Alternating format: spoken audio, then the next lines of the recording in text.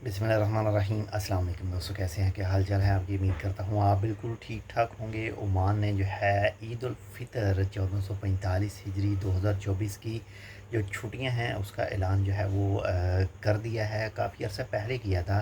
तो जो ईद उल फ़ितर 2024 की छुट्टियां हैं ओमान के अंदर, वो प्राइवेट सेक्टर और गवर्नमेंट सेक्टर दोनों में है। और ये हो रही हैं स्टार्ट जी 9 अप्रैल सन 2024 और दिन मंगल से, और ये रहेंगी जी 14 अप्रैल तक। ये टोटल 5 छुट्टियां हैं, यानी 9, 10, 11, 12, 13 और 14।